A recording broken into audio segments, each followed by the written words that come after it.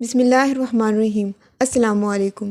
میں امید کرتی ہوں آپ سب خیریت سے ہوں گے۔ میری دعا ہے اللہ رب العزت آپ سب کو اپنے حفظ و امان میں رکھے، آمین۔ تو چلتے ہیں حضرت ابوذر رضی اللہ عنہ کے بقیہ حصے کی طرف۔ ابوذر رضی اللہ عنہ یثرب کی طرف روانہ ہو گئے، حتیٰ کہ بنو زریق کی مسجد میں جا پہنچے۔ وہاں آپ نے ایک قاری کو قرآن پڑھتے سنا تو اندر چلے گئے اور دریافت کرنے لگے کہ تم میں سے کون شخص رسول اللہ صلی اللہ علیہ وسلم سے ملا تھا۔ لوگوں نے آپ کو رافع بن مالک الزرقی کی طرف بھیج دیا۔ ابوذر رضی اللہ عنہ ان سے ملے تو کہا، السلام علیکم ورحمۃ اللہ۔ وعلیکم السلام ورحمۃ اللہ۔ ابوذر رضی اللہ عنہ ان کے پاس بیٹھ گئے اور فرمایا، میں تمہارا اسلامی بھائی ابوذر رضی اللہ عنہ غفاری ہوں۔ مرحبا، کیا آپ کو کسی چیز کی ضرورت ہے کہ پوری کی جائے؟ مجھے معلوم ہوا ہے کہ آپ اسلام لے آئے ہیں اور قبیلہ اوس و خزرج بھی داخل اسلام ہو گئے ہیں، تو مجھے رسول اللہ صلی اللہ علیہ وسلم کی باتیں سننے کا شوق ہوا، لہٰذا میں تمہارے پاس چلا آیا۔ شاید جو میرے سینے میں آتش اشتیاق ہے وہ کچھ بجھ سکے۔ ہم رسول اللہ صلی اللہ علیہ وسلم سے ملے اور مسلمان ہو گئے۔ ہمارا کوئی گھر ایسا نہیں جس میں رسول اللہ صلی اللہ علیہ وسلم کا ذکر نہ ہو۔ آپ ان سے کب ملے تھے، کہاں اور کیسے؟ میں اور میرے ساتھ 5 یثربی ساتھی مینا میں ٹھہرے ہوئے تھے۔ رسول اللہ صلی اللہ علیہ وسلم گزرے اور کھڑے ہو گئے۔ فرمایا، کیا آپ یہودیوں کے حلیف ہیں؟ ہم نے کہا، ہاں۔ آپ صلی اللہ علیہ وسلم نے ہمیں اسلام کی دعوت دی، اسلام پیش کیا اور قرآن سنایا تو ہم مسلمان ہو گئے۔ رسول اللہ صلی اللہ علیہ وسلم نے ہم سے فرمایا، کیا تم لوگ میری پشت بانی کرو گے حتیٰ کہ میں اپنے پروردگار کا پیغام لوگوں تک پہنچا دوں؟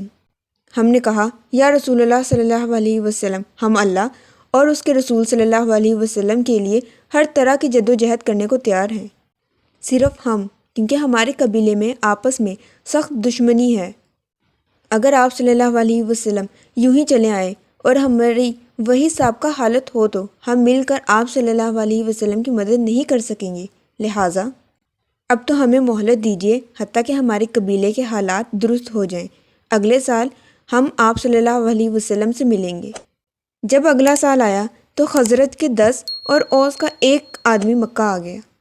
ہم رسول اللہ صلی اللہ علیہ وسلم سے ملے، اسلام لے آئے اور ہم نے بیعت کی کہ اللہ کے ساتھ کسی کو شریک نہیں کریں گے، چوری نہیں کریں گے، زنا نہیں کریں گے، اولاد کو قتل نہیں کریں گے، کسی پر بہتان نہیں دھریں گے اور کسی اچھے کام میں اللہ کی نافرمانی نہیں کریں گے۔ رسول اللہ صلی اللہ علیہ وسلم نے فرمایا، اگر تم اپنی بیعت کو پورا کرو گے تو تمہارے لیے جنت ہے، اور جو شخص پورا نہیں کرے گا اس کا معاملہ خدا کے سپرد ہے، وہ چاہے تو عذاب دے اور چاہے تو معاف کر دے۔ پھر ہم وہاں سے لوٹے تو اللہ نے اسلام کو غلبہ عطا فرمایا۔ کیا اس کے بعد بھی آپ لوگ رسول اللہ صلی اللہ علیہ وسلم سے ملے؟ ہاں، جب موسم حج آیا تو ہم ایک دوسرے سے روانگی کے لیے کہنے لگے تاکہ حج اور زیارت رسول اللہ صلی اللہ علیہ وسلم سے مشرف ہوں۔ ہم کوئی 70 آدمی تھے جو اوس و خزرج کے ساتھ روانہ ہوئے۔ اوسی اور خزرجی کوئی 500 افراد تھے۔ ہم رسول اللہ صلی اللہ علیہ وسلم کے پاس آئے۔ آپ صلی اللہ علیہ وسلم نے فرمایا، جب لوگ سو جائیں تو دہنی گھاٹی کے پاس مجھ سے ملنا، جو کہ عقبہ کے ظہری حصے میں ہے، مگر کسی سوتے کو جگانا نہیں اور کسی غیر حاضر کا انتظار نہیں کرنا۔ جب لوگ سو گئے تو ہم نے کھسکنا شروع کیا۔ رسول اللہ صلی اللہ علیہ وسلم وہاں پہلے سے ہی موجود تھے، سوائے عباس رضی اللہ عنہ بن عبد المطلب کے۔ آپ صلی اللہ علیہ وسلم کے ساتھ کوئی نہ تھا۔ ہم جمع ہو گئے تو عباس رضی اللہ عنہ نے فرمایا، اے گروہ خزرج، تم نے رسول اللہ صلی اللہ علیہ وسلم کو اپنے ہاں آنے کی دعوت دی ہے۔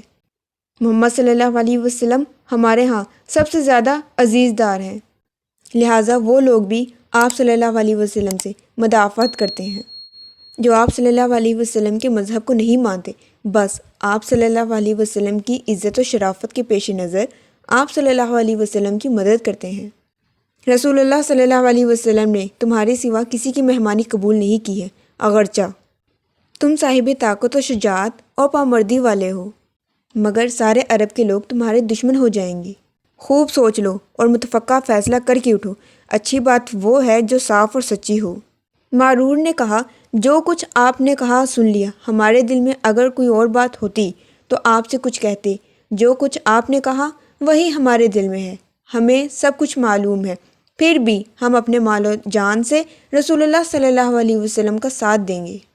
پھر رسول اللہ صلی اللہ علیہ وسلم نے کچھ آیتیں قرآنی تلاوت کی اور ہمیں اللہ اور رسول اللہ صلی اللہ علیہ وسلم کی طرف بلایا، تو برائے بن معرور نے تصدیق کی اور ایمان لایا، پھر کہا یا رسول اللہ صلی اللہ علیہ وسلم ہمیں بیعت کیجیے۔ ابو الہشم بولا، ہم نے آپ صلی اللہ علیہ وسلم کی بیعت کو مال کے تلف ہونے اور بزرگوں کے قتل ہونے کے باوجود قبول کیا۔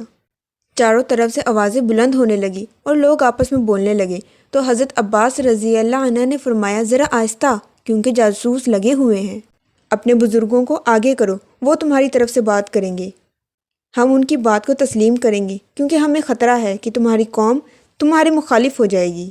جب بیعت کر چکو تو اپنی اپنی جگہ واپس چلے جانا۔ پھر عباس رضی اللہ نے کہا یا رسول اللہ صلی اللہ علیہ وسلم ہاتھ پھیلائیے۔ ہم سب نے آپ صلی اللہ علیہ وسلم کے ہاتھ پر ہاتھ رکھ کر بیعت کی۔ ابو ذر رضی اللہ نے پوچھا رسول اللہ صلی اللہ علیہ وسلم کیسے تھے؟ رافع نے کہا اچھے تھے، اللہ ان کی حفاظت کرتا ہے۔ اور کچھ لوگ اہل شجاعت و حرب اللہ نے ان کی حفاظت پر تعینات کر رکھے ہیں۔ کیا آپ صلی اللہ علیہ وسلم قریشیوں کی مخالفت سے نہیں ڈرتے؟ ہرگز نہیں ابو ذر، مجھے معلوم ہوا ہے کہ ہماری اس صحبت کے بعد مشرکین نے اصحاب رسول صلی اللہ علیہ وسلم کو اس قدر گالیاں دی ہیں اور تکلیفیں پہنچائی ہیں کہ اس سے بیشتر کبھی اس قدر ایذا رسانی نہیں کی تھی۔ انہیں تنگ کر رکھا ہے اور ان کے ساتھ بڑی بری حرکتیں کرتے ہیں۔ اس ظلم و زیادتی کا نتیجہ یہ ہوگا کہ مسلمان مکہ سے نکل جائیں گے اور یثرب کی طرف چلے آئیں گے۔ کیا رسول اللہ صلی اللہ علیہ وسلم بھی ان کے ساتھ آئیں گے؟ ہاں، ان قریب آئیں گے۔ یثرب اور اہل یثرب کو مبارک ہو۔ آج کے لیے بس اتنا ہی۔ حضرت ابو ذر رضی اللہ عنہ کے بارے میں مزید جاننے کے لیے ہمارے چینل سے جڑے رہیں۔ ملتے ہیں نیکسٹ ویڈیو میں، تب تک کے لیے اللہ حافظ۔